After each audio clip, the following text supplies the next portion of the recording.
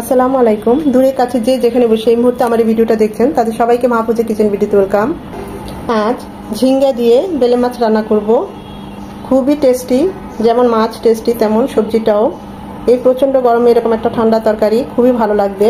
অল্প মশলায় অল্প তেলে আমি এভাবে প্রায় করি। দেখতেই পাচ্ছেন কতটা লোভনীয় হয়েছে, অসম্ভব ভালো হয়েছে। শুধু দেখতে না, খেতেও মজা হয়েছে। তো চলুন কথা না বাড়িয়ে আমরা মূল ভিডিওতে চলে যাই। ঝিঙ্গা দিয়ে বেলে মাছ রান্না করব। এটা তো আমরা বেলে মাছই বলি। খুবই সফট এবং খুবই সুস্বাদু মাছ, দেখতেই পাচ্ছেন। খুবই মজার এই মাছটা খেতে হয়। এখন কে কি নামে বলে জানি না, আমরা এটাকে বেলে মাছ বলি। তো বেলে মাছ এনে নিয়েছি আপনাদের জন্য আজকে, সেটা এই ঝিঙ্গা দিয়ে রান্না করব। সফট মাছ, সফট সবজি, খেতে অসাধারণ হয় এবং খুবই অল্প মশলা অল্প তেলে।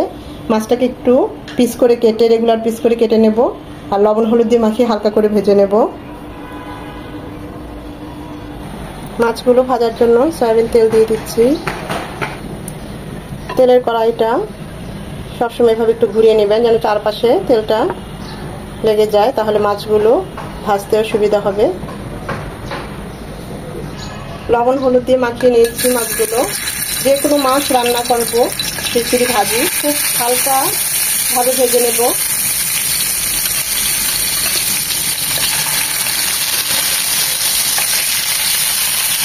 বাকিগুলো পরে দিচ্ছি।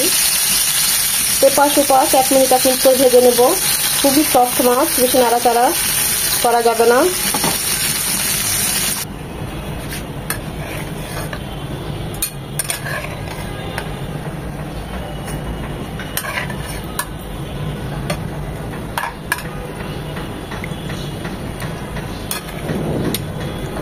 ওই পাশটাও এরকম হালকা করে 1 মিনিট ভেজে নেব।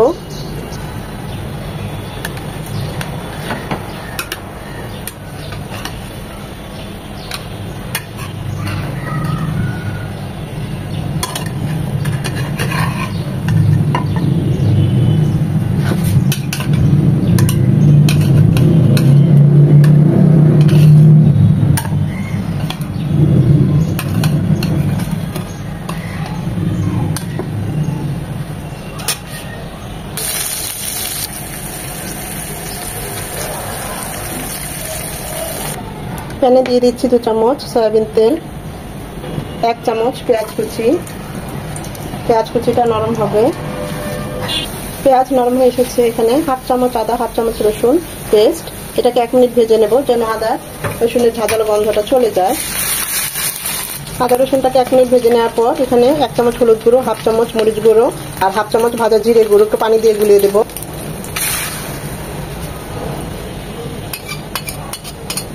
মশলাটাকে খুব ভালোভাবে কষিয়ে নেব।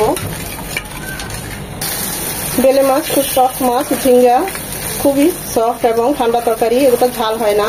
তাই আমি তো আমার মাছ এবং সবজি অনুযায়ী মরিচ গুঁড়োটা দিলাম।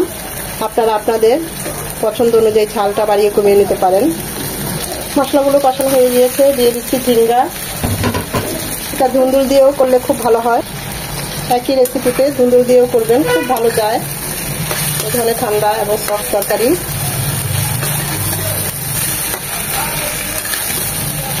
ঝিঙ্গাগুলোকে 3 থেকে 4 মিনিট মশলার সাথে কষিয়ে নেব। ঝিঙ্গাগুলো 4-5 মিনিট কষিয়ে নেওয়ার পর দিয়ে দেবো 1/2 কাপ পানি। ঝিঙ্গা থেকে কিন্তু পানি উঠবে, অতএব পানিটা খুবই সাবধানে এবং খুব অল্প পানি দিতে হবে। ধুন্দুল, ঝিঙ্গা এগুলো থেকে প্রচুর পানি উঠবে। কোনো কোনো ঝিঙ্গা তেতো টাইপের হয়, তো যখনই ঝিঙ্গাটা ছিলবেন বা কাটবেন মুখে দিয়ে প্রতিটা ঝিঙ্গা টেস্ট করে নিতে হবে, তা না হলে একটার জন্য সমস্ত তরকারি তেতো লাগবে, ভালো লাগবে না খেতে। এটা ফুটে আসা পর্যন্ত অপেক্ষা করব।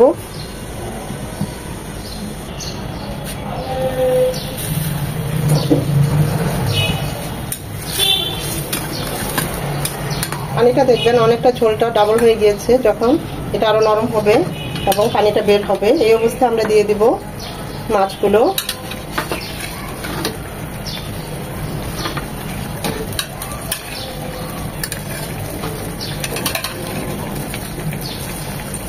এই ধরনের ঠান্ডা তরকারি ঝাল হয় না, ঝালটা খেতে ভালো লাগে না, কি হালকা ঝালই হয়। আমি ওই অনুযায়ী মশলাটা দিয়েছি।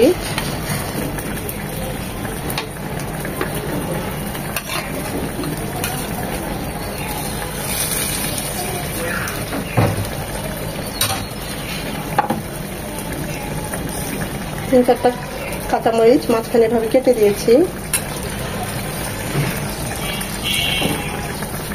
একটা টমেটো ঠিক মাছের মতোই চিকন করে কেটে নিয়েছি। আমি কিন্তু সবজিগুলো ঝিঙ্গাটা মাছ যে সাইজের ওই অনুযায়ী কেটে নিয়েছি। সবজি কাটাটাও কিন্তু অনেক বেশি ভেরি করে মাছ রান্না বা যে কোনো রান্নার ক্ষেত্রে, যে কোনো তরকারি আমরা ইউজ করি না কেন, এটা অনেক ইম্পর্টেন্ট টেস্টের জন্য। দিয়ে দিব স্বাদ মতো লবণ। মাছ খুব সফট, হালকা করে ভেজে নিয়েছি। ঝিঙ্গাও খুব সফট, বেশিক্ষণ লাগবে না, 10 থেকে 12 মিনিটের মধ্যে আমাদের এই রান্নাটা হয়ে যাবে, তরকারিটা।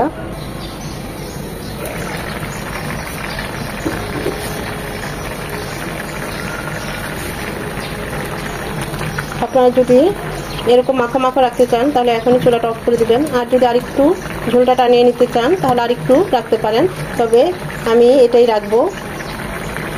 হাতের কাছে ধনেপাতা ছিল না, যদি হাতের কাছে ধনেপাতা থাকে তো ধনেপাতা ছিটিয়ে দিবেন।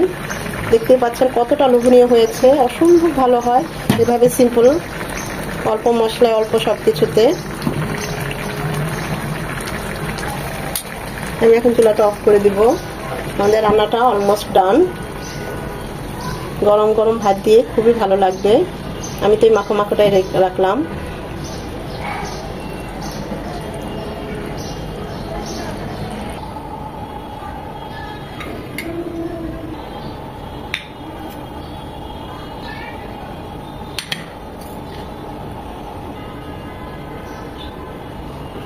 অল্প মশলায় অল্প তেলে এবং সফট মাছ, সফট সবজি দিয়ে রান্না করে ফেললাম। দেখতেই পাচ্ছেন কতটা লোভনীয় হয়েছে। সত্যি বলছে খুবই ভালো হয়, খুবই সিম্পল কিন্তু খেতে অসাধারণ হয়। একবার হলেও এভাবে ট্রাই করে দেখতে পারেন, গরম ভাতের সাথে একদম জমে যাবে।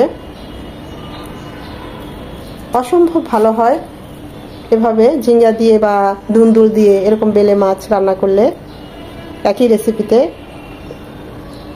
ভিডিওটা দেখে যদি ভালো লেগে থাকে অবশ্যই একটা লাইক দিবেন, কারণ এই লাইকটা পরবর্তী ভিডিও করতে আমাকে উৎসাহিত করে, সাহায্য করে। ফ্রেন্ডস অ্যান্ড ফ্যামিলির মাঝে বেশি বেশি করে শেয়ার করে দিবেন। আর যদি এভাবে ট্রাই করেন তাহলে কমেন্ট করে আমাকে জানাবেন কেমন হয়েছে। এতক্ষণ যারা ধৈর্য ধরে আমার এই ভিডিওটা দেখেছেন তাদের সবাইকে অসংখ্য ধন্যবাদ।